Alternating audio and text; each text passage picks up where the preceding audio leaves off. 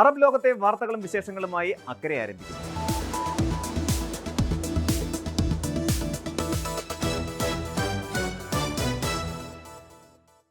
ഒരു രാജ്യത്തിന്റെ ചരിത്രം തിരുത്തിക്കുറിച്ച, അതിർവരമ്പുകൾ ഭേദിച്ച് ആഗോളതലത്തിൽ സ്വന്തം രാജ്യത്തിന്റെ പേര് സുവർണാക്ഷരങ്ങളിൽ എഴുതി ചേർത്ത ഒരു യുഗപുരുഷന്റെ വിയോഗത്തിൽ വിങ്ങിപ്പൊട്ടുകയാണ് Qatar.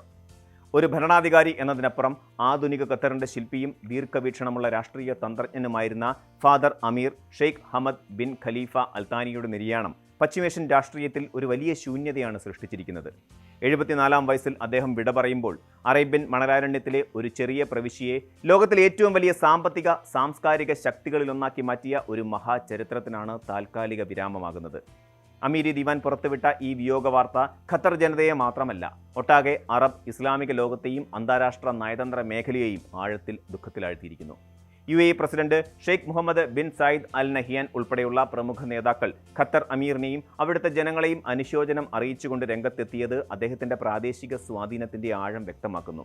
1995-ൽ Sheikh Hamad bin Khalifa Al Thani ഖത്തറിന്റെ ഭരണം ഏറ്റെടുക്കുമ്പോൾ രാജ്യം ഇന്നത്തെ പോലെ സമ്പന്നമോ സുസ്ഥിരമോ ആയിരുന്നില്ല. പരമ്പരാഗതമായ വരുമാന മാർഗങ്ങളെ മാത്രം ആശ്രയിച്ചിരുന്ന ഒരു കൊച്ചു രാജ്യത്തെ ആഗോള സാമ്പത്തിക ഭൂപടത്തിന്റെ നെറുകയിൽ എത്തിച്ചത് അദ്ദേഹത്തിന്റെ അസാധാരണമായ ദീർഘവീക്ഷണമായിരുന്നു. രാജ്യത്തിന്റെ ഭൂഗർഭ അറകളിൽ ഒളിഞ്ഞിരുന്ന പ്രകൃതിവാതകത്തിന്റെ അപാരമായ സാധ്യതകളെ അദ്ദേഹം തിരിച്ചറിഞ്ഞു. വൻതോതിലുള്ള സാമ്പത്തിക പരിഷ്കാരങ്ങളിലൂടെയും അടിസ്ഥാന സൗകര്യ വികസനങ്ങളിലൂടെയും ദ്രവീകൃത പ്രകൃതിവാതകം വൻതോതിൽ ഉൽപ്പാദിപ്പിക്കാനും കയറ്റുമതി ചെയ്യാനും അദ്ദേഹം പദ്ധതികൾ ആവിഷ്കരിച്ചു. ഇതിന്റെ ഫലമായി ഖത്തറിന്റെ മൊത്ത ആഭ്യന്തര ഉൽപ്പാദനം 24 മടങ്ങിലധികമാണ് വർദ്ധിച്ചത്. 2006ഓടെ ലോകത്തിലെ ഏറ്റവും വലിയ LNG കയറ്റുമതിക്കാരായി ഖത്തറിനെ മാറ്റാൻ അദ്ദേഹത്തിന് കഴിഞ്ഞു. പ്രതിവർഷം 77 ദശലക്ഷം ടൺ എന്ന അത്ഭുതപ്പെടുത്തുന്ന ഉൽപ്പാദന ശേഷിയിലേക്ക് രാജ്യത്തെ നയിച്ചതിലൂടെ കൈവന്ന സാമ്പത്തിക ഭദ്രതയാണ് ഇന്നത്തെ ആധുനിക ഖത്തറിന്റെ അടിത്തറ. ഈ സാമ്പത്തിക പുരോഗതിയെ രാജ്യത്തിന്റെ ദീർഘകാല സുസ്ഥിരതയ്ക്കായി വിനിയോഗിക്കാനാണ് അദ്ദേഹം ഖത്തർ നാഷണൽ വിഷൻ 2030 എന്ന മാസ്റ്റർ പ്ലാനിന് തുടക്കമിട്ടത്. വിദ്യാഭ്യാസം, ആരോഗ്യം, ആധുനിക നഗര സൗകര്യങ്ങൾ എന്നിവയിലെല്ലാം രാജ്യം കൈവരിച്ച കുതിച്ചുചാട്ടം ഈ ദീർഘവീക്ഷണത്തിന്റെ പരിണത ഫലമാണ്. വലിയ സൈനിക ശേഷിയോ ഭൂമിശാസ്ത്രപരമായ വലിപ്പമോ ഇല്ലാത്ത ഒരു കൊച്ചു രാജ്യത്തിന് എങ്ങനെ ആഗോളതലത്തിൽ വൻ സ്വാധീനം ചെലുത്താമെന്ന് ഷെയ്ഖ് ഹമദ് ലോകത്തിന് കാണിച്ചു തന്നു. സൈനിക ശക്തിയേക്കാൾ സാംസ്കാരികവും നയതന്ത്രപരവുമായ സോഫ്റ്റ് പവർ ഉപയോഗിച്ചാണ് അദ്ദേഹം ഖത്തറിന്റെ യശസ് ഉയർത്തിയത്. ഇതിലേറ്റവും പ്രധാനപ്പെട്ടതായിരുന്നു ആഗോള മാധ്യമരംഗത്ത് വിപ്ലവം സൃഷ്ടിച്ച അൽ ജസീറ ടെലിവിഷൻ ശൃംഖലയുടെ തുടക്കം. അറബ് ലോകത്തെയും അന്താരാഷ്ട്ര വിഷയങ്ങളെയും വേറിട്ടൊരു വീക്ഷണകോണിലൂടെ ലോകത്തിന് മുന്നിലെത്തിക്കാൻ അൽ ജസീറയ്ക്ക് കഴിഞ്ഞു. അതോടൊപ്പം തന്നെ കായിക രംഗത്തെ ഖത്തറിന്റെ നിക്ഷേപങ്ങളും അദ്ദേഹത്തിന്റെ തന്ത്രപരമായ നീക്കങ്ങളുടെ ഭാഗമായിരുന്നു. പശ്ചിമേഷ്യൻ ചരിത്രത്തിൽ ആദ്യമായി ലോകകപ്പ് ഫുട്ബോളിന് ആതിഥേയത്വം വഹിക്കാനുള്ള അവകാശം നേടിയെടുത്തത് ഷെയ്ഖ് ഹമദിന്റെ ദൃഢനിശ്ചയത്തിന്റെ ഫലമായിരുന്നു.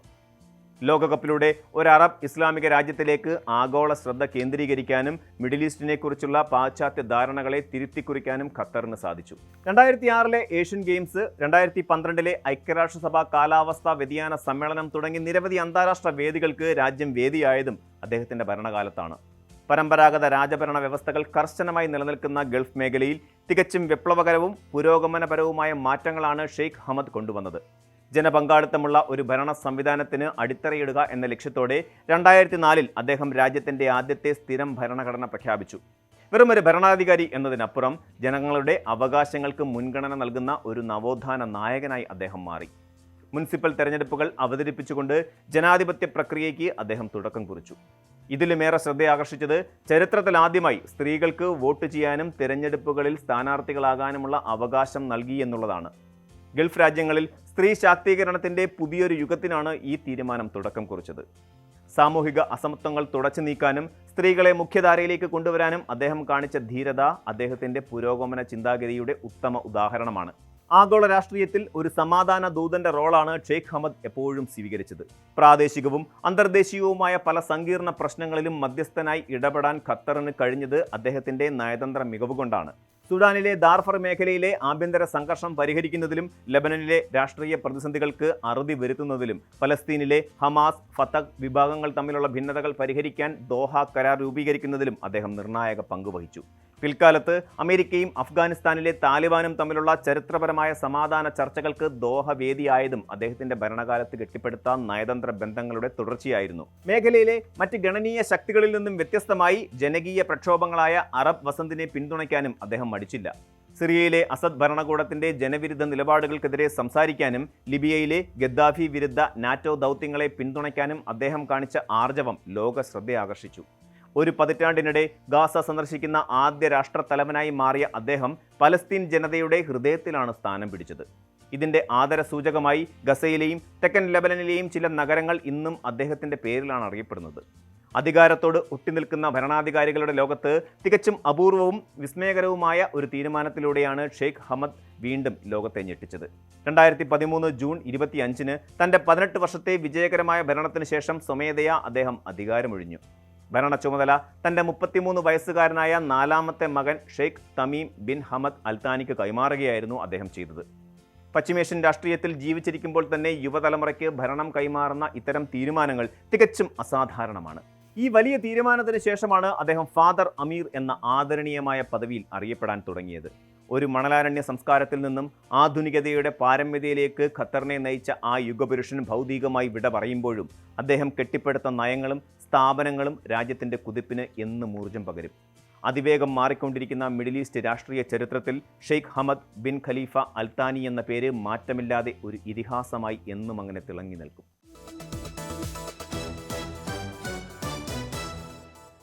പശ്ചിമേഷ്യ ഒന്നടങ്കം കടുത്ത യുദ്ധഭീതിയിലാഴ്ത്തിക്കൊണ്ട് ഗൾഫ് മേഖലയിൽ ഇറാന്റെ വൻ സൈനിക പ്രത്യാക്രമണം ഉണ്ടായിരിക്കുന്നു. US ഇറാൻ ധാരണാപത്രം നിലവിൽ വന്നതിന് ശേഷം കൈവന്ന താൽക്കാലിക ശാന്തത തകർത്തുകൊണ്ടാണ് ഈ പുതിയ സൈനിക നീക്കം അരങ്ങേറിയിരിക്കുന്നത്. കഴിഞ്ഞ 69 ദിവസമായി മേഖലയിൽ വലിയ തോതിലുള്ള വ്യോമാക്രമണങ്ങൾ ഒന്നും തന്നെ റിപ്പോർട്ട് ചെയ്യപ്പെട്ടിരുന്നില്ല. എന്നാൽ ആ സമാധാന അന്തരീക്ഷം പാടെ തകർത്തുകൊണ്ട് UAE, Oman, Qatar, Kuwait, Bahrain എന്നീ 5 അറബ് രാജ്യങ്ങൾക്കുമൊപ്പം ജോർദാനും നേരെ ഒരേ സമയം ഇറാന്റെ ഭാഗത്തു നിന്നും മിസൈലുകളും ഡ്രോണുകളും തൊടുത്തുവിട്ടു. ലക്ഷക്കണക്കിന് മലയാളി പ്രവാസികൾ ഉദ്യോഗാർത്ഥികളായും അല്ലാതെയും ജീവിക്കുന്ന ഗൾഫ് നാടുകളിൽ ഈ അപ്രതീക്ഷിത വ്യോമാക്രമണം വലിയ പരിഭ്രാന്തിയാണ് സൃഷ്ടിച്ചിരിക്കുന്നത്. ഹോർമൂസ് കടലിടുക്കിലൂടെയുള്ള അന്താരാഷ്ട്ര വാണിജ്യ കപ്പലുകളുടെ സുരക്ഷയ്ക്ക് ഭീഷണി ഉയർത്തുന്ന ഇറാന്റെ നീക്കങ്ങൾക്ക് തടയിടാൻ അമേരിക്ക നടത്തിയ കടുത്ത വ്യോമാക്രമണമാണ് ഇപ്പോഴത്തെ പെട്ടെന്നുള്ള സാഹചര്യത്തിന് കാരണം. ഈ ആഴ്ച മാത്രം ഇറാനിലെ 300-ലധികം സൈനിക ആശയവിനിമയ കേന്ദ്രങ്ങളിലാണ് US സൈന്യം ബോംബിട്ടത്. ഇതിൽ അവസാനമായി നടന്ന 3ാം റൗണ്ട് ആക്രമണത്തിൽ മാത്രം 140ഓളം ഇറാൻ താവളങ്ങൾ തകർക്കപ്പെട്ടതായി US സൈന്യം സ്ഥിരീകരിച്ചിരുന്നു. ഈ കനത്ത നാശനഷ്ടങ്ങൾക്ക് കടുത്ത ഭാഷയിൽ തിരിച്ചടി നൽകുമെന്ന ഇറാന്റെ പ്രഖ്യാപനമാണ് ഇപ്പോൾ ഗൾഫ് രാജ്യങ്ങളെ ലക്ഷ്യമിട്ടിട്ടുള്ള പരമ്പര ആക്രമണങ്ങളായി മാറിയിരിക്കുന്നത്. സൗദി അറേബ്യയെ തൽക്കാലം ഒഴിവാക്കിക്കൊണ്ട് മറ്റു പ്രമുഖ ഗൾഫ് സഹകരണ കൗൺസിൽ രാജ്യങ്ങളെയെല്ലാം ഇറാന്റെ പ്രത്യാക്രമണ പരിധിയിൽ വന്നു എന്നത് പശ്ചിമേഷ്യൻ രാഷ്ട്രീയത്തിൽ വലിയ ചർച്ചകൾക്ക് വഴി തുറന്നിട്ടുണ്ട്. ആക്രമണത്തിൽ ഏറ്റവും കൂടുതൽ താൽക്കാലിക നിയന്ത്രണങ്ങൾ ഏർപ്പെടുത്തേണ്ടി വന്നത് ഖത്തറിനും ഒമാനുമാണ്. ഖത്തറിലെ പ്രധാന US വ്യോമത്താവളമായ അൽ ഉദൈദിന് നേരെ ഇറാന്റെ ബാലിസ്റ്റിക് മിസൈൽ ആക്രമണം ഉണ്ടാവുകയും യുദ്ധവിമാനങ്ങൾ അറ്റകുറ്റപ്പണി നടത്തുന്ന കേന്ദ്രത്തിന് കേടുപാടുകൾ സംഭവിക്കുകയും ചെയ്തു. തലസ്ഥാനമായ ദോഹയുടെ ആകാശത്ത് വെച്ച് ശത്രു മിസൈലുകൾ പ്രതിരോധ സംവിധാനങ്ങൾ തകർത്തുവെങ്കിലും അവയുടെ അവശിഷ്ടങ്ങൾ ജനവാസ കേന്ദ്രങ്ങളിൽ പതിച്ച് ഒരു കുട്ടി ഉൾപ്പെടെ 3 പേർക്ക് പരിക്കേറ്റതായാണ് പുറത്തുവരുന്ന വിവരങ്ങൾ. ഇതേ തുടർന്ന് ഖത്തർ തങ്ങളുടെ എല്ലാവിധ നാവിക പരിപാടികളും താൽക്കാലികമായി നിർത്തിവെക്കുകയും യാത്രാ ബോട്ടുകൾക്കും മീൻപിടുത്ത ബോട്ടുകൾക്കും കർശന വിലക്കേർപ്പെടുത്തുകയും ചെയ്തു. ഹോർമൂസ് കടലിടുക്കിന്റെ നിയന്ത്രണം സംബന്ധിച്ച് ഒമാൻ വിദേശകാര്യമന്ത്രിയും ഇറാനും തമ്മിൽ നയതന്ത്ര ചർച്ചകൾ നടന്നതിന് തൊട്ടടുത്ത ദിവസമാണ് ഒമാൻ ആക്രമിക്കപ്പെട്ടത് എന്നത് മേഖലയെ കൂടുതൽ ഞെട്ടിച്ചിട്ടുണ്ട്. ഒമാനിലെ ദുഃഖം തുറമുഖത്തുള്ള അമേരിക്കൻ നാവിക ഇന്ധന സംഭരണ കേന്ദ്രങ്ങൾക്ക് നേരെയും വിതരണ ബോട്ടുകൾക്ക് നേരെയും ഇറാന്റെ റവല്യൂഷണറി ഗാർഡ് ആക്രമണം നടത്തി. കുവൈറ്റിന്റെ ആകാശത്തും ഇറാൻ ഡ്രോണുകൾ എത്തിയപ്പോൾ ബഹ്റൈനിൽ ഇന്നലെ 3 തവണയാണ് സുരക്ഷാ സൈറണുകൾ മുഴങ്ങിയത്. ഗൾഫ് രാജ്യങ്ങൾക്ക് പുറമെ ജോർദാനെയും ഈ വലിയ ആക്രമണം ബാധിച്ചിട്ടുണ്ട്. പുലർച്ചെയുണ്ടായ ആക്രമണത്തിൽ ജോർദാനിൽ 3 മിസൈലുകൾ പതിച്ചെങ്കിലും ആളപായമൊന്നും റിപ്പോർട്ട് ചെയ്യപ്പെട്ടിട്ടില്ല. സൈനിക എഞ്ചിനീയറിംഗ് വിഭാഗം സ്ഥലത്തെത്തി അവശിഷ്ടങ്ങൾ വേഗത്തിൽ നീക്കം ചെയ്തു. തങ്ങളുടെ വ്യോമാതിർത്തി പ്രാദേശിക യുദ്ധങ്ങൾക്കായി വിട്ടുകൊടുക്കില്ലെന്ന് ജോർദാൻ ആവർത്തിച്ച് വ്യക്തമാക്കുമ്പോഴും അവിടെയുള്ള പ്രിൻസ് ഹസൻ വ്യോമത്താവളത്തിലെ ഡ്രോൺ ഹാങ്കറുകളും കമാൻഡ് സെന്ററും തങ്ങൾ വിജയകരമായി തകർത്തുവെന്നാണ് ഇറാന്റെ റവല്യൂഷണറി ഗാർഡ്സ് അവകാശപ്പെടുന്നത്. യുദ്ധകാലത്ത് രാജ്യങ്ങൾ പുറത്തുവിടുന്ന വിവരങ്ങളിലെ ഇത്തരം വൈരുദ്ധ്യങ്ങൾ ജനങ്ങളിൽ വലിയ ആശയക്കുഴപ്പം ഉണ്ടാക്കാറുണ്ടെങ്കിലും വ്യോമ പ്രതിരോധ സംവിധാനങ്ങൾ അതീവ ജാഗ്രതയിലാണെന്ന കാര്യത്തിൽ സംശയമില്ല. ഇറാന്റെ ക്രൂയിസ് ബാലിസ്റ്റിക് മിസൈലുകളെയും ഡ്രോണുകളെയും തങ്ങളുടെ അത്യാധുനിക വ്യോമ പ്രതിരോധ സംവിധാനത്തിലൂടെ വിജയകരമായി തടഞ്ഞതായി UAE പ്രതിരോധ മന്ത്രാലയം വ്യക്തമാക്കി. രാജ്യത്തിന് പുറത്തുവച്ച് തന്നെ ഭീഷണികൾ ഇല്ലാതാക്കാൻ സാധിച്ചതിനാൽ നിലവിൽ ആശങ്കപ്പെടേണ്ട സാഹചര്യമില്ലെന്ന് UAE ദേശീയ അടിയന്തരഘട്ട ദുരന്ത നിവാരണ അതോറിറ്റി അറിയിച്ചിട്ടുണ്ട്. പുലർച്ചെ ജനങ്ങളുടെ മൊബൈൽ ഫോണുകളിലേക്ക് അയച്ച അടിയന്തര ജാഗ്രതാ നിർദ്ദേശങ്ങൾ പിന്നീട് രാജ്യം പൂർവ്വസ്ഥിതിയിലായതോടെ പിൻവലിക്കുകയും ചെയ്തു. എങ്കിലും ഇത്തരം അടിയന്തര സാഹചര്യങ്ങളിൽ പൊതുജനങ്ങൾ പാലിക്കേണ്ട ചില കർശന സുരക്ഷാ നിർദ്ദേശങ്ങൾ അധികൃതർ പുറപ്പെടുവിച്ചിട്ടുണ്ട്. ആകാശത്ത് വെച്ച് മിസൈലുകൾ തകരുമ്പോഴുണ്ടാകുന്ന അവശിഷ്ടങ്ങൾ ഭൂമിയിൽ പതിക്കാൻ സാധ്യതയുള്ളതിനാൽ അവ കണ്ടാൽ യാതൊരു കാരണവശാലും സ്പർശിക്കരുത്. കുട്ടികളെയും മുതിർന്നവരെയും സുരക്ഷിതമായി വീടുകൾക്കുള്ളിൽ തന്നെ നിർത്തണം. വയോജനങ്ങൾക്കും ഭിന്നശേഷിക്കാർക്കും ആവശ്യമായ മരുന്നുകളും സഹായ ഉപകരണങ്ങളും എപ്പോഴും കയ്യെത്തും ദൂരത്ത് കരുതി വെക്കാൻ ശ്രദ്ധിക്കണം. ഏറ്റവും പ്രധാനമായി വ്യോമാക്രമണങ്ങളുടെയോ അവശിഷ്ടങ്ങൾ തകരുന്നതിൻ്റെയോ ദൃശ്യങ്ങളും വീഡിയോകളും പകർത്തി സോഷ്യൽ മീഡിയ വഴി അഭ്യൂഹങ്ങൾ പ്രചരിപ്പിക്കരുതെന്ന് അധികൃതർ കർശനമായി നിർദ്ദേശിക്കുന്നു. ഇത്തരം പ്രവൃത്തികൾ രാജ്യത്തിന്റെ സുരക്ഷയെയും ജനങ്ങളുടെ സമാധാനത്തെയും ബാധിക്കും എന്നതിലാണത്. തുറസായ സ്ഥലങ്ങളിലുള്ളവർ ഉടൻ തന്നെ സുരക്ഷിതമായ കെട്ടിടങ്ങളിലേക്ക് മാറണമെന്നും ലിഫ്റ്റുകൾക്ക് പകരം ഗോവണികൾ ഉപയോഗിക്കണമെന്നും നിർദ്ദേശമുണ്ട്. വാഹനം ഓടിക്കുന്നവർ റോഡിൽ വണ്ടി നിർത്തി ദൃശ്യങ്ങൾ പകർത്താൻ ശ്രമിക്കാതെ സുരക്ഷിത സ്ഥാനങ്ങളിൽ അഭയം തേടിയ ശേഷമേ യാത്ര തുടരാവൂ. ഏതൊരു അടിയന്തര സാഹചര്യത്തിലും സഹായത്തിനായി പോലീസിന്റെ സുരക്ഷാ നമ്പറുകളിൽ ബന്ധപ്പെടാവുന്നതാണ്. ഗൾഫ് മേഖലയിലെ ഈ പുതിയ സൈനിക നീക്കങ്ങൾ ആഗോള സാമ്പത്തിക രംഗത്തെയും എണ്ണ വിപണിയെയും ഒരുപോലെ ബാധിക്കാൻ പോന്നവയാണ്. ഹോർമൂസ് കടലിടുക്കിലെ തെക്കൻ സമുദ്രപാത ഇപ്പോൾ തുറന്നു കിടക്കുന്നുണ്ടെന്ന് സംയുക്ത മാരിടൈം ഇൻഫർമേഷൻ സെന്റർ വ്യക്തമാക്കുന്നുണ്ടെങ്കിലും ഈ സംഘർഷം നീണ്ടുനിന്നാൽ അത് അന്താരാഷ്ട്ര കപ്പൽ ഗതാഗതത്തെയും ചരക്ക് നീക്കത്തെയും സാരമായി ബാധിക്കും. യുദ്ധഭീതി നിലനിൽക്കുമ്പോഴും UAEയും കുവൈറ്റും ഉൾപ്പെടെയുള്ള ഗൾഫ് രാജ്യങ്ങൾ നൽകുന്ന സുരക്ഷാ ഉറപ്പുകൾ പ്രവാസി സമൂഹത്തിന് വലിയ ആശ്വാസമാണ് നൽകുന്നത്. ഔദ്യോഗിക സ്രോതസ്സുകളിൽ നിന്നുള്ള വിവരങ്ങൾ മാത്രം വിശ്വസിക്കുകയും അധികൃതരുടെ സുരക്ഷാ നിർദ്ദേശങ്ങൾ കൃത്യമായി പാലിക്കുകയും ചെയ്യുക വഴി പ്രവാസികൾക്ക് ഈ പ്രതിസന്ധി ഘട്ടത്തെയും സുരക്ഷിതമായി മറികടക്കാൻ സാധിക്കും.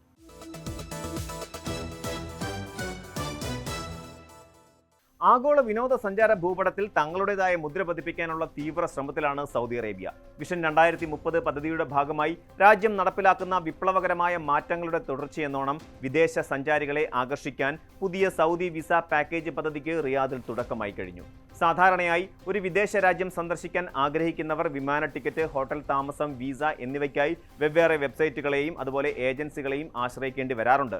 എന്നാൽ ഈ പരമ്പരാഗത രീതിക്ക് വിരാമമിട്ടുകൊണ്ട് യാത്രക്കാർക്ക് തങ്ങളുടെ യാത്രയുമായി ബന്ധപ്പെട്ട എല്ലാ കാര്യങ്ങളും ഒരൊറ്റ പ്ലാറ്റ്ഫോമിലൂടെ പൂർത്തിയാക്കാൻ സാധിക്കുന്ന ബണ്ടിൽഡ് ട്രാവൽ ബുക്കിംഗ് സംവിധാനമാണ് സൗദി മന്ത്രാലയം ഒരുക്കിയിരിക്കുന്നത്. ഈ പുതിയ സംരംഭത്തിന്റെ ആദ്യഘട്ട ആനുകൂല്യം ലഭിക്കുന്ന രാജ്യങ്ങളുടെ പട്ടികയിൽ ഇന്ത്യയും ഉൾപ്പെട്ടിട്ടുണ്ട് എന്നത് പ്രവാസി മലയാളി സമൂഹത്തിനും വിനോദസഞ്ചാര പ്രേമികൾക്കും ഏറെ ആവേശകരമായ വാർത്തയാണ്. യാത്രാ നടപടികൾ പരമാവധി ലളിതമാക്കുക എന്ന ലക്ഷ്യത്തോടെയാണ് ഈ പദ്ധതി രൂപകൽപ്പന ചെയ്തിരിക്കുന്നത്. ഇതനുസരിച്ച് വിനോദസഞ്ചാരികൾക്ക് സൗദി എംബസി നേരിട്ട് സന്ദർശിക്കുകയോ ദീർഘനേരം കാത്തിരിക്കുകയോ ചെയ്യാതെ തന്നെ ഇലക്ട്രോണിക് ടൂറിസ്റ്റ് വിസ സ്വന്തമാക്കാം. നിലവിൽ സൗദി ടൂറിസം മന്ത്രാലയം, റിസർവൽ, അൽ മുസാഫിർ എന്ന 2 പ്രമുഖ സൗദി ട്രാവൽ ഏജൻസികളെയാണ് ഈ സംയോജിത സേവനം നൽകുന്നതിനായി ചുമതലപ്പെടുത്തിയിരിക്കുന്നത്. ഈ പോർട്ടലുകൾ വഴി യാത്രക്കാർ തങ്ങളുടെ താൽപ്പര്യത്തിനനുസരിച്ചുള്ള വിമാന ടിക്കറ്റും മന്ത്രാലയം അംഗീകരിച്ച ചുരുങ്ങിയ 4 സ്റ്റാർ പദവിയുള്ള ഹോട്ടൽ താമസവും തിരഞ്ഞെടുത്ത് ബുക്കിംഗ് പൂർത്തിയാക്കുമ്പോൾ തന്നെ വിസയ്ക്കുള്ള അപേക്ഷയും ഒപ്പം സമർപ്പിക്കപ്പെടും. ബുക്കിംഗ് നടപടികൾ പൂർത്തിയായി പരമാവധി 48 മണിക്കൂറിനുള്ളിൽ തന്നെ ഇലക്ട്രോണിക് വിസയും ട്രാവൽ ഇൻഷുറൻസും മറ്റ് യാത്രാരേഖകളും അപേക്ഷകന്റെ ഇമെയിലിൽ ലഭ്യമാകും എന്നതാണ് ഇതിന്റെ ഏറ്റവും വലിയ പ്രത്യേകത. അതേസമയം യാത്ര റദ്ദാക്കുകയാണെങ്കിൽ ഈ വിസ മാത്രമായി നിലനിർത്താൻ സാധിക്കില്ലെന്നും പാക്കേജ് ക്യാൻസൽ ചെയ്യുന്നതോടെ വിസയും സ്വയമേവ റദ്ദാകും എന്നുമുള്ള സുരക്ഷാ മുൻകരുതലുകളും മന്ത്രാലയം ഇതിൽ ഉൾപ്പെടുത്തിയിട്ടുണ്ട്. ആദ്യഘട്ടത്തിൽ പരീക്ഷണാടിസ്ഥാനത്തിൽ അവതരിപ്പിച്ച ഈ പദ്ധതിയിൽ ഇന്ത്യയെ കൂടാതെ Jordan, Egypt, Bangladesh, Indonesia, Mexico എന്നീ രാജ്യങ്ങളിൽ നിന്നുള്ള സന്ദർശകർക്കാണ് നിലവിൽ അവസരമുള്ളത്. ഈ രാജ്യങ്ങളിൽ നിന്നുള്ള ഔട്ട്ബൗണ്ട് ടൂറിസം സാധ്യതകളും നിലവിലുള്ള യാത്രാ ബന്ധങ്ങളും പരിഗണിച്ചാണ് മന്ത്രാലയം ഇവരെ ആദ്യ പട്ടികയിൽ ഉൾപ്പെടുത്തിയത്. ഈ പാക്കേജിലൂടെ യാത്രക്കാർക്ക് 3 മാസത്തെ കാലാവധിയുള്ള സിംഗിൾ എൻട്രി ടൂറിസ്റ്റ് വിസയാണ് ലഭിക്കുക. ഇതുപയോഗിച്ച് സൗദി അറേബ്യയിൽ എത്തുന്നവർ കുറഞ്ഞത് 2 ദിവസവും പരമാവധി 88 ദിവസവും രാജ്യത്ത് താമസിക്കാൻ അനുവാദമുണ്ട്. ഉയർന്ന നിലവാരമുള്ള ടൂറിസം വരുമാനം ലക്ഷ്യമിടുന്നതിനാൽ ഈ പാക്കേജിന് പ്രത്യേക സാമ്പത്തിക മാനദണ്ഡങ്ങൾ നിശ്ചയിച്ചിട്ടുണ്ട്. ആദ്യത്തെ 2 ദിവസത്തെ താമസവും യാത്രയും ഉൾപ്പെടുന്ന പാക്കേജിന് ഒരു മുതിർന്ന വ്യക്തിക്ക് കുറഞ്ഞത് 4000 സൗദി റിയാൽ മൂല്യമുണ്ടായിരിക്കണം. ഇതിന് ശേഷമുള്ള ഓരോ അധിക ദിവസത്തിനും കുറഞ്ഞത് 1000 റിയാൽ വീതം പാക്കേജ് മൂല്യത്തിൽ വർധനവ് വരും. എന്നാൽ യഥാർത്ഥ വിസ ഫീസും നിർബന്ധിത ആരോഗ്യ ഇൻഷുറൻസ് പ്രീമിയം ഉൾപ്പെടെ 402.21 സൗദി റിയാൽ മാത്രമാണ് ഈ പാക്കേജിന്റെ ഭാഗമായി വിസയ്ക്കായി ഈടാക്കുന്നത്. ഈ പുതിയ വിസ പാക്കേജ് പ്രഖ്യാപിച്ചതോടെ വലിയൊരു വിഭാഗം പ്രവാസികൾക്കും യാത്രക്കാർക്കുമിടയിൽ ഉയർന്നു വന്ന പ്രധാന സംശയമായിരുന്നു ഇതുവഴി മക്കയും മദീനയും സന്ദർശിക്കാൻ സാധിക്കുമോ എന്നത്. ഈ പാക്കേജുകളിൽ ഔദ്യോഗികമായ ഉംറ ക്രമീകരണങ്ങളോ അല്ലെങ്കിൽ മക്ക, മദീന എന്നീ പുണ്യ നഗരങ്ങളിലെ പ്രത്യേക സേവനങ്ങളോ നേരിട്ട് ഉൾപ്പെടുത്തി ഉൾപ്പെടുത്തിയിട്ടില്ല. എന്നിരുന്നാലും ഈ ഇലക്ട്രോണിക് ടൂറിസ്റ്റ് വിസ കൈവശമുള്ള ഏതൊരു യാത്രക്കാരനും സൗദി അറേബ്യയിൽ എത്തിക്കഴിഞ്ഞാൽ മക്ക, മദീന ഉൾപ്പെടെയുള്ള രാജ്യത്തെ ഏത് പ്രദേശത്തും സ്വതന്ത്രമായി യാത്ര ചെയ്യാനും സന്ദർശനം നടത്താനും പൂർണ്ണ അനുവാദമുണ്ട്. അതുകൊണ്ട് തന്നെ വിനോദസഞ്ചാരത്തോടൊപ്പം വിശുദ്ധ നഗരങ്ങൾ സന്ദർശിക്കാനും ഉംറ നിർവഹിക്കാനും ആഗ്രഹിക്കുന്ന ഇന്ത്യൻ സഞ്ചാരികൾക്ക് ഈ വിസ പാക്കേജ് ഒരു മികച്ച ബദൽ മാർഗമായി ഉപയോഗിക്കാവുന്നതാണ്. പരമ്പരാഗതമായ എണ്ണ അധിഷ്ഠിതമായ സമ്പദ് വ്യവസ്ഥയിൽ നിന്നും വിനോദസഞ്ചാരവും വിദേശ നിക്ഷേപവും വഴി രാജ്യത്തെ പുരോഗതിയിലേക്ക് നയിക്കുക എന്ന വലിയ ലക്ഷ്യത്തിന്റെ ഭാഗമായാണ് സൗദി ഈ ഡിജിറ്റൽ പരിവർത്തനം സാധ്യമാക്കുന്നത്. യാത്രക്കാരുടെ സമയവും പ്രയത്നവും ലാഭിക്കുന്നതിനോടൊപ്പം ഉയർന്ന നിലവാരമുള്ള യാത്രാ അനുഭവങ്ങൾ ഉറപ്പാക്കാനും ഈ സിംഗിൾ വിൻഡോ ബുക്കിംഗ് സംവിധാനത്തിലൂടെ സാധിക്കും. വരും ഘട്ടങ്ങളിൽ കൂടുതൽ രാജ്യങ്ങളെ ഈ പട്ടികയിലേക്ക് ചേർക്കാനും വിനോദ പരിപാടികളുടെ ടിക്കറ്റുകളും സാംസ്കാരിക അനുഭവങ്ങളും കൂടി ഈ പാക്കേജിന്റെ ഭാഗമാക്കാനും സൗദി ടൂറിസം മന്ത്രാലയത്തിന് പദ്ധതിയുണ്ട്. മിഡിൽ ഈസ്റ്റിലെ ഏറ്റവും ആകർഷകമായ യാത്രാ കേന്ദ്രമായി മാറാനുള്ള സൗദിയുടെ പ്രയാണത്തിൽ ഈ വിസ പാക്കേജ് പദ്ധതി വലിയൊരു നാഴികക്കല്ലാവും എന്ന കാര്യത്തിൽ സംശയമില്ല.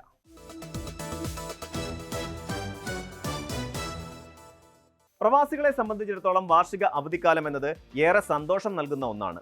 മാസങ്ങൾ നീണ്ട കാത്തിരിപ്പിനൊടുവിൽ നാട്ടിലേക്ക് വിമാനം കയറുമ്പോൾ പലരും തങ്ങളുടെ വാഹനങ്ങളുടെ സുരക്ഷയെക്കുറിച്ച് കാര്യമായി ചിന്തിക്കാറില്ല. സുരക്ഷിതമായ പാർക്കിംഗ് സൗകര്യങ്ങൾ കണ്ടെത്താതെ പൊതുസ്ഥലങ്ങളിലോ റോഡരികിലോ വാഹനങ്ങൾ നിർത്തിയിട്ട് പോകുന്ന പ്രവണത പലരിലുമുണ്ട്. എന്നാൽ ദുബായിൽ ഇത്തരം അശ്രദ്ധകൾക്ക് ഇനി വലിയ വില കൊടുക്കേണ്ടി വരും. അവധിക്കാലത്തോ നീണ്ട അവധി ദിവസങ്ങളിലോ വാഹനങ്ങൾ പൊതുസ്ഥലങ്ങളിൽ ശ്രദ്ധിക്കപ്പെടാതെ ഉപേക്ഷിച്ചിട്ട് പോകരുതെന്ന കർശന മുന്നറിയിപ്പുമായി ദുബായ് നഗരസഭ രംഗത്തെത്തിയിരിക്കുകയാണ്. നഗരത്തിന്റെ സൗന്ദര്യവും ശുചിത്വവും സംരക്ഷിക്കുന്നതിന്റെ ഭാഗമായാണ് അധികൃതർ ഈ നിയമങ്ങൾ കർശനമാക്കിയിരിക്കുന്നത്. ലോകത്തിലെ ഏറ്റവും മികച്ച അടിസ്ഥാന സൗകര്യങ്ങളും നഗര സൗന്ദര്യവുമുള്ള നഗരങ്ങളിലൊന്നാണ് ദുബായ്.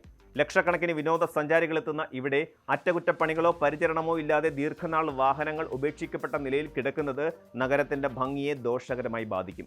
പലരും കരുതുന്നത് ഉപയോഗശൂന്യമായതോ അപകടത്തിൽ തകർന്നതോ ആയ വാഹനങ്ങൾ മാത്രമാണ് ഉപേക്ഷിക്കപ്പെട്ടവയുടെ ഗണത്തിൽ വരുന്നത് എന്നാണ്. എന്നാൽ പൊടിപിടിച്ച് ടയറുകൾ കാറ്റുപോയ അവസ്ഥയിൽ കിടക്കുന്ന എത്ര വിലപിടിപ്പുള്ള ആഡംബര വാഹനവും ഈ നിയമത്തിന്റെ പരിധിയിൽ വരും. നഗരത്തിന്റെ ശുചിത്വവും ഭംഗിയും നിലനിർത്തുന്നത് പൊതുജനങ്ങളുടെ ബോധവൽക്കരണത്തെയും നിയമപാലനത്തെയും ആശ്രയിച്ചിരിക്കുന്ന ഒരു കൂട്ടായ ഉത്തരവാദിത്തമാണെന്ന് ദുബായ് നഗരസഭ ഓർമ്മിപ്പിക്കുന്നു. റോഡുകളിലും പൊതു പാർക്കിംഗ് കേന്ദ്രങ്ങളിലും തുറസായ മണൽ പ്രദേശങ്ങളിലും ഉപേക്ഷിക്കപ്പെട്ട നിലയിൽ കാണപ്പെടുന്ന വാഹനങ്ങൾ കണ്ടെത്തുന്നതിനായി നഗരസഭയുടെ പ്രത്യേക പരിശോധനാ സംഘങ്ങൾ വർഷം മുഴുവൻ സജീവമായി രംഗത്തുണ്ടാകും. ഉപേക്ഷിക്കപ്പെട്ട നിലയിൽ ഒരു വാഹനം കണ്ടെത്തിയാൽ ഉടൻ തന്നെ പിഴ ചുമത്തുകയല്ല അധികൃതർ ചെയ്യുന്നത്. പകരം വാഹനത്തിന്റെ അവസ്ഥയും കിടക്കുന്ന സ്ഥലവും പരിഗണിച്ച് കുറഞ്ഞത് 3 മുതൽ പരമാവധി 15 ദിവസം വരെ കാലാവധിയുള്ള ഒരു മുന്നറിയിപ്പ് നോട്ടീസ് ആദ്യം വാഹനത്തിൽ പതിക്കും. ഇതിനൊപ്പം തന്നെ റോഡ്സ് ആൻഡ് ട്രാൻസ്പോർട്ട് അതോറിറ്റിയുടെ റെക്കോർഡുകൾ വഴി വാഹന ഉടമയുടെ മൊബൈൽ നമ്പറിലേക്ക് SMS സന്ദേശവും അയക്കും. മുന്നറിയിപ്പ് കാലാവധി കഴിഞ്ഞിട്ടും വാഹനം വൃത്തിയാക്കുകയോ അവിടെ നിന്നും മാറ്റുകയോ ചെയ്തില്ലെങ്കിൽ എമിറേറ്റ്സ് പാർക്കിംഗുമായി സഹകരിച്ച് വാഹനം അവിടെ നിന്നും നീക്കം ചെയ്യുകയും അൽ അവീറിലെ ഇംപൗണ്ട് യാർഡിലേക്ക് മാറ്റുകയും ചെയ്യും. നിയമലംഘകർക്ക് 500 ദിർഹം പിഴ ചുമത്തുന്നതിനോടൊപ്പം വാഹനം മാറ്റുന്നതിനുള്ള ടോവിംഗ് ചെലവും യാർഡിലെ പ്രതിദിന സൂക്ഷിപ്പ് ചാർജും ഈടാക്കും. വാഹനത്തിന്റെ തരവും ഭാരവും സൂക്ഷിക്കുന്ന കാലാവധിയും അനുസരിച്ച് ഈ തുകയിൽ വലിയ വ്യത്യാസമുണ്ടാകും. വാഹനം മാറ്റാൻ പ്രത്യേക സജ്ജീകരണങ്ങൾ ആവശ്യമായി വന്നാൽ അതിന്റെ അധിക ചെലവും ഉടമ തന്നെ വഹിക്കേണ്ടി വരും. വാഹനം ക്ലെയിം ചെയ്യാതെ മാസങ്ങളോളം യാർഡിൽ കിടക്കുകയാണെങ്കിൽ അധികൃതർ അത് ലേലത്തിൽ വിൽക്കാനുള്ള സാധ്യതയുമുണ്ട്. വിദേശത്തേക്ക് യാത്ര ചെയ്യുന്ന വാഹന ഉടമകൾ തങ്ങളുടെ വാഹനങ്ങൾ സംരക്ഷിക്കുന്നതിനായി പ്രധാനമായും ചില നിർദ്ദേശങ്ങൾ പാലിക്കണമെന്ന് നഗരസഭ ആവശ്യപ്പെടുന്നുണ്ട്. വിജനമായ സ്ഥലങ്ങളിലും മണൽ നിറഞ്ഞ പ്രദേശങ്ങളിലും വാഹനം പാർക്ക് ചെയ്യുന്നത് പൂർണ്ണമായും ഒഴിവാക്കുക എന്നതാണ് ഇതിൽ ഏറ്റവും പ്രധാനം. വാഹനം സുരക്ഷിതമായും നിശ്ചയിക്കപ്പെട്ടതുമായ കവേർഡ് പാർക്കിംഗ് കേന്ദ്രങ്ങളിൽ മാത്രം പാർക്ക് ചെയ്യാൻ പ്രത്യേകം ശ്രദ്ധിക്കണം. അവധിക്കാലത്ത് നാട്ടിൽ പോകുന്നതിന് മുമ്പ് വാഹനത്തിന്റെ കൃത്യമായ അറ്റകുറ്റപ്പണികൾ നടത്തുകയും വിശ്വസനീയമായ സുഹൃത്തുക്കളെയോ അല്ലെങ്കിൽ പരിചയക്കാരെയോ വാഹനം നോക്കാൻ ഏൽപ്പിക്കുകയും ചെയ്യുന്നതാണ് നല്ലത്. ഇടവേളകളിൽ വാഹനം വൃത്തിയാക്കാൻ അവരെ ഏൽപ്പിക്കുകയോ അല്ലെങ്കിൽ വാഹനം സുരക്ഷിതമായി പൊതിഞ്ഞുവെക്കാൻ മികച്ച ഗുണനിലവാരമുള്ള പ്രൊട്ടക്റ്റീവ് കവറുകൾ ഉപയോഗിക്കുകയോ ചെയ്യാവുന്നതാണ്. വേനൽക്കാലത്തെ കടുത്ത ചൂടിൽ നിന്നും പൊടിക്കാറ്റിൽ നിന്നും വാഹനത്തെ സംരക്ഷിക്കാൻ ഇത്തരം മുൻകരുതലുകൾ ഏറെ സഹായകരമാകും. ഒരു ചെറിയ അശ്രദ്ധ മൂലം വലിയ സാമ്പത്തിക നഷ്ടവും മാനസിക പ്രയാസങ്ങളും ഉണ്ടാക്കുന്നത് ഒഴിവാക്കാൻ യാത്രയ്ക്ക് മുൻപുള്ള ഇത്തരം ലളിതമായ മുന്നൊരുക്കങ്ങൾ കൊണ്ട് സാധിക്കും. നിയമങ്ങൾ പാലിക്കുന്നത് പിഴ ഭയന്ന് മാത്രമാകരുത്, മറിച്ച് നമ്മൾ ജീവിക്കുന്ന നഗരത്തോടുള്ള ആദരവ് കൂടിയാകണം. അവധിക്കാലം സമാധാനപരമായി ആസ്വദിക്കാനും തിരികെ വരുമ്പോൾ തങ്ങളുടെ വാഹനം സുരക്ഷിതമായി ഇരിക്കുന്നുണ്ടെന്ന് ഉറപ്പുവരുത്താനും ഓരോ വാഹന ഉടമയും ഈ നിർദ്ദേശങ്ങൾ കർശനമായി പാലിക്കേണ്ടതുണ്ട്. അധികൃതരുടെ നിർദ്ദേശങ്ങൾക്കൊപ്പം നിൽക്കുകയും സുന്ദരമായ നഗര സൗന്ദര്യം കാത്തുസൂക്ഷിക്കാൻ പങ്കുചേരുകയും ചെയ്യുക എന്നത് ഓരോ പ്രവാസിയുടെയും കടമയാണ്.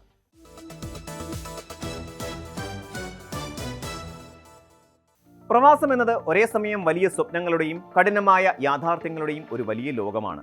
മെച്ചപ്പെട്ടൊരു ജീവിത സാഹചര്യം കെട്ടിപ്പടുക്കുക എന്ന ലക്ഷ്യത്തോടെ ജന്മനാടിന്റെ അതിരുകൾ കടക്കുന്ന ഏതൊരു പ്രവാസിയുടെയും ഉള്ളിൽ വലിയൊരു പ്രതീക്ഷയുടെ വെളിച്ചമുണ്ടാകും. എന്നാൽ ഈ മണ്ണിൽ വിജയത്തിന്റെ കൊടുമുടിയിലെത്തുക എന്നത് അത്ര എളുപ്പമുള്ള കാര്യമല്ല.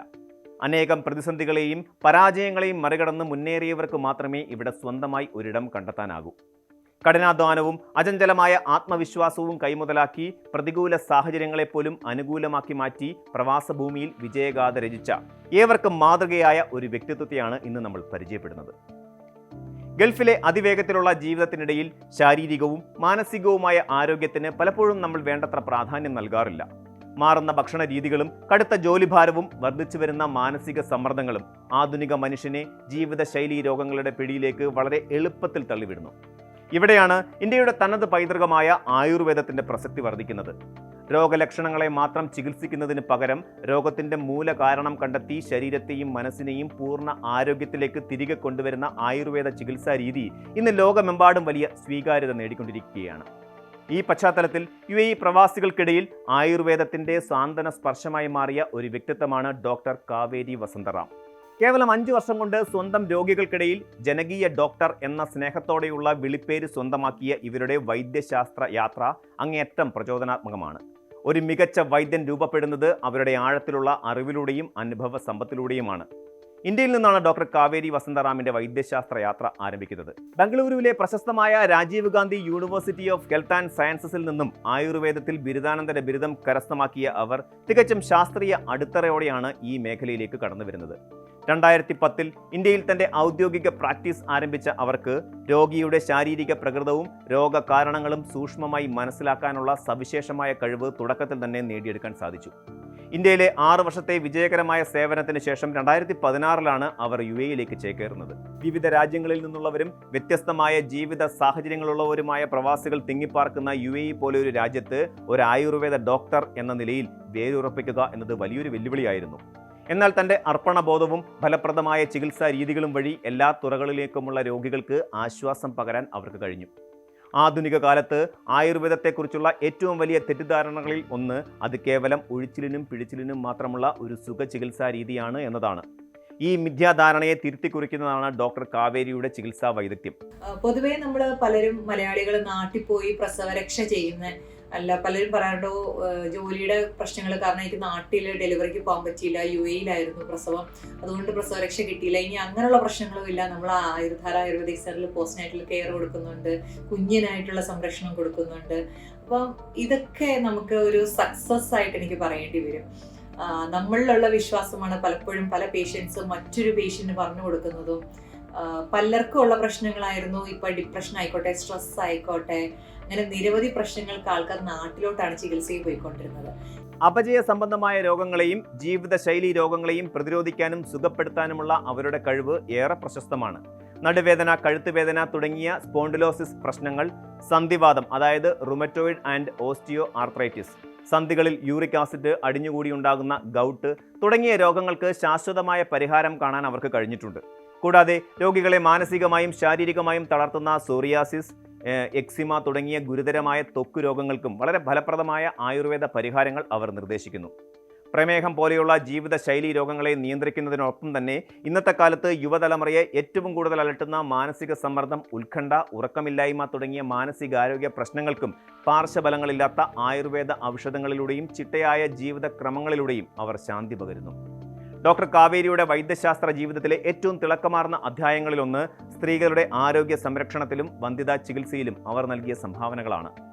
പോളിസിസ്റ്റിക് ഓവേറിയൻ ഡിസീസ്, ക്രമരഹിതമായ ആർത്തവം തുടങ്ങിയ സ്ത്രീ രോഗങ്ങളെ തികച്ചും പ്രകൃതിദത്തമായ പച്ചമരുന്നുകളിലൂടെയും ചിട്ടയായ ചികിത്സകളിലൂടെയും അവർ ഭേദമാക്കുന്നു. വന്ധ്യത അനുഭവിക്കുന്ന നിരവധി ദമ്പതികൾക്ക് അവരുടെ ആദ്യത്തെ കൺമണി എന്ന വലിയ അനുഗ്രഹം നേടിക്കൊടുക്കാൻ ഈ ഡോക്ടറുടെ സ്നേഹപൂർണ്ണമായ പരിചരണത്തിന് കഴിഞ്ഞിട്ടുണ്ട്. ഇതിൽ ഏറ്റവും ശ്രദ്ധേയമായ വസ്തുത എന്തെന്നാൽ ആധുനിക വൈദ്യശാസ്ത്രം പരിശീലിക്കുന്ന അലോപ്പതി ഡോക്ടർമാർ പോലും തങ്ങളുടെ സ്വന്തം വന്ധ്യതാ ചികിത്സാ ആവശ്യങ്ങൾക്കായി ഡോക്ടർ കാവേരിയെ സമീപിക്കുന്നു എന്നതാണ്. സങ്കീർണമായ സ്ത്രീരോഗ പ്രശ്നങ്ങളിൽ ആയുർവേദത്തിന്റെ സാധ്യതകൾ എത്രത്തോളം വലുതാണെന്നും അവരുടെ വൈദഗ്ധ്യം എത്രത്തോളം ആഴത്തിലുള്ളതാണെന്നും ഈ ഒരു വസ്തുത അടിവരയിട്ടുറപ്പിക്കുന്നു. ഓരോ പുതിയ ജീവനും ഭൂമിയിലേക്ക് പിറന്നു വീഴാൻ നിമിത്തമാകുമ്പോൾ ഒരു ചികിത്സകയ്ക്ക് ലഭിക്കാവുന്ന ഏറ്റവും വലിയ സന്തോഷമാണ് അവർ അനുഭവിക്കുന്നത്. ഒരു ഡോക്ടറുടെ യഥാർത്ഥ മഹത്വം വെളിപ്പെടുത്തുന്നത് സമൂഹത്തിൽ അവരെ ഏറ്റവും കൂടുതൽ ആവശ്യമുള്ള പ്രതിസന്ധി ഘട്ടങ്ങളിലാണ്. ലോകത്തെ മുഴുവൻ ഭീതിയിലാഴ്ത്തിയ COVID-19 മഹാമാരിയുടെ സമയത്ത് ഡോക്ടർ കാവേരി കാഴ്ചവെച്ച നിസ്വാർത്ഥ സേവനം ഇതിനൊരു ഉദാഹരണമാണ്. സ്വന്തം ജീവൻ പോലും പണയം വെച്ചുകൊണ്ട് ദുരിതം അനുഭവിക്കുന്നവരെ സഹായിക്കാൻ അവർ ഭയരഹിതയായി മുന്നോട്ട് വന്നു. ആരോഗ്യ മേഖലയിൽ രാപ്പകലില്ലാതെ അധ്വാനിച്ച അവരുടെ ഈ സ്തുത്യർഹമായ സേവനത്തെ മുൻനിർത്തി UAE-യിലെ നിരവധി സംഘടനകൾ അവരെ ആദരിക്കുകയുണ്ടായി. കോവിഡ് കാലത്തെ സേവനങ്ങൾക്ക് സല്യൂട്ട് ദി ഹീറോസ് എന്ന വിശിഷ്ട പുരസ്കാരം നൽകിയാണ് രാജ്യം ഈ ജനകീയ ഡോക്ടറുടെ സേവനങ്ങളെ നെഞ്ചോട് ചേർത്തത്. രോഗികൾക്ക് വെറുമൊരു ഡോക്ടർ എന്നതിനേക്കാൾ അവരുടെ ജീവിതത്തിലേക്ക് പ്രത്യാശയും പുതിയ ഉന്മേഷവും പകരുന്ന ഒരു വഴികാട്ടിയായാണ് ഇന്ന് ഡോക്ടർ കാവേരി വസന്തറാം അറിയപ്പെടുന്നത്. ദുബായിലെ കരാമയിലുള്ള ആയുർധാര ആയുർവേദിക് സെന്ററിന്റെ മെഡിക്കൽ ഡയറക്ടറായി സേവനമനുഷ്ഠിച്ചുകൊണ്ട് നിരവധി പേർക്ക് അവർ സാന്ത്വനമേകുന്നു. അവരുടെ ഔദ്യോഗിക ജീവിതത്തിലെ മറ്റൊരു സുപ്രധാന നാഴികക്കല്ലായിരുന്നു 2023 അൽബർഷ 2 ആരംഭിച്ച ഡോക്ടർ കാവേരി ആയുർവേദിക് സെന്റർ.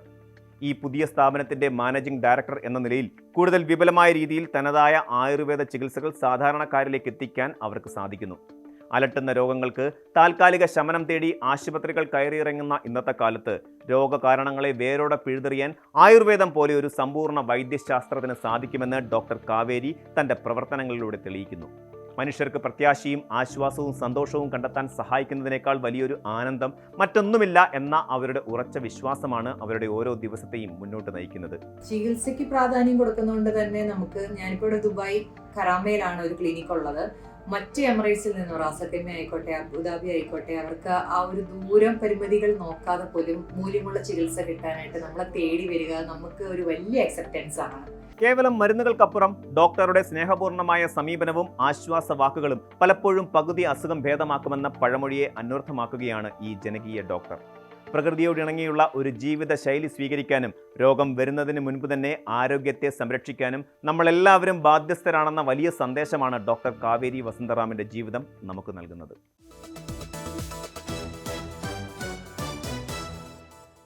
സമൂഹ മാധ്യമങ്ങളിൽ ഇന്ന് നാം കാണുന്ന പല കാഴ്ചകളും ജീവിതത്തിന്റെ ഒരു വശം മാത്രമാണ് പങ്കുവയ്ക്കുന്നത്. പ്രത്യേകിച്ച് പ്രവാസ ജീവിതത്തെക്കുറിച്ചുള്ള ചിത്രങ്ങൾ വലിയ ആഡംബരവും സന്തോഷവും നിറഞ്ഞതാണെന്ന പൊതുബോധം നമുക്കിടയിലുണ്ട്. എന്നാൽ കഴിഞ്ഞ ദിവസങ്ങളിൽ ഇന്റർനെറ്റിൽ തരംഗമായ ഒരു വീഡിയോ ഈ ധാരണകളെ തിരുത്തി കുറിക്കുകയാണ്. ദുബായിൽ കോർപ്പറേറ്റ് മേഖലയിൽ ജോലി ചെയ്യുന്ന അനുഷ്ക ശർമ്മ എന്ന 23-കാരിയായ ഇന്ത്യൻ യുവതി പങ്കുവച്ച ദൃശ്യങ്ങളാണ് ഇപ്പോൾ വലിയ രീതിയിൽ ചർച്ചയാവുന്നത്. ആകാശം മുട്ടുന്ന കെട്ടിടങ്ങളും നികുതിയില്ലാത്ത വലിയ ശമ്പളവും ആഡംബര ജീവിത ശൈലിയും നിറഞ്ഞ ദുബായ് നഗരത്തിന്റെ തിളക്കത്തിന് പിന്നിൽ ഒളിഞ്ഞിരിക്കുന്ന കഠിനമായ ഏകാന്തതയും മാനസിക സമ്മർദ്ദങ്ങളും അനുഷ്ക തന്റെ വീഡിയോയിലൂടെ തുറന്നു പറയുന്നു. പണമുണ്ടെങ്കിൽ എല്ലാ സങ്കടങ്ങളും മാറുമെന്നത് സമൂഹത്തിൽ നിലനിൽക്കുന്ന ഒരു വലിയ മിഥ്യാധാരണയാണ്. ഉയർന്ന ശമ്പളവും നികുതി ഇളവുകളും സാമ്പത്തിക സുരക്ഷിതത്വം നൽകുമെന്നത് ശരിയാണെങ്കിലും അത് മനുഷ്യന്റെ വൈകാരിക ആവശ്യങ്ങൾക്ക് പകരമാകില്ല. ഒരു വ്യക്തിക്ക് തൻ്റെ കരിയറിലെ വളർച്ച പോലെ തന്നെ പ്രധാനമാണ് മാനസികാരോഗ്യവും അതുപോലെ കുടുംബത്തിൻ്റെ സാമീപ്യവും. പലപ്പോഴും പ്രവാസികൾ തങ്ങളുടെ യഥാർത്ഥ ബുദ്ധിമുട്ടുകൾ നാട്ടിലുള്ളവരിൽ നിന്നും മറച്ചു വയ്ക്കാറാണ് പതിവ്. തങ്ങൾ അനുഭവിക്കുന്ന കഷ്ടപ്പാടുകൾ അറിഞ്ഞാൽ നാട്ടിലുള്ള കുടുംബം വിഷമിക്കും എന്ന ചിന്തയാണ് ഇതിന് കാരണം. ഇതിനാൽ തന്നെ പുറമേ സന്തോഷം അഭിനയിക്കുമ്പോഴും ഉള്ളിൽ ഏകാന്തത പേറുന്നവരാണ് ഭൂരിഭാഗം പ്രവാസികളും. പ്രവാസ ജീവിതം എന്നത് കേവലം പണം സമ്പാദിക്കാനുള്ള ഒരു മാർഗം മാത്രമല്ല, അത് വ്യക്തിത്വത്തെ കൂടുതൽ ദൃഢമാക്കുന്ന ഒരു വലിയ അനുഭവശാല കൂടിയാണ്. മാധ്യമങ്ങളിൽ നിറയുന്ന ഇത്തരം തുറന്നു പറച്ചിലുകൾ പ്രവാസികളുടെ മാനസികാരോഗ്യത്തെക്കുറിച്ചുള്ള ഗൗരവകരമായ ചർച്ചകൾക്ക് വഴിതുറക്കട്ടെ. ഒപ്പം വിദേശത്തുള്ള പ്രിയപ്പെട്ടവരുടെ ഫോൺ കോളുകൾക്ക് പിന്നിലെ അവരുടെ ഏകാന്തതയെ തിരിച്ചറിയാനും അവർക്ക് മാനസികമായ പിന്തുണ നൽകാനും നാട്ടിലുള്ള കുടുംബങ്ങൾക്കും സുഹൃത്തുക്കൾക്കും സാധിക്കേണ്ടതുണ്ട്. കാരണം തിളങ്ങുന്ന നഗരങ്ങളിലെ വലിയ കെട്ടിടങ്ങൾക്കിടയിലും അവർ ജീവിക്കുന്നത് നാട്ടിലുള്ള പ്രിയപ്പെട്ടവരുടെ ഓർമ്മകളിലാണ്.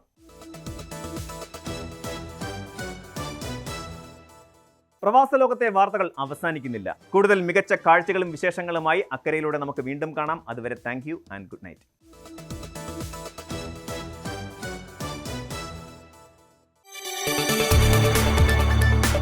കൂടുതൽ വാർത്തകൾക്ക് News 18 Keralam YouTube channel subscribe ചെയ്യുക.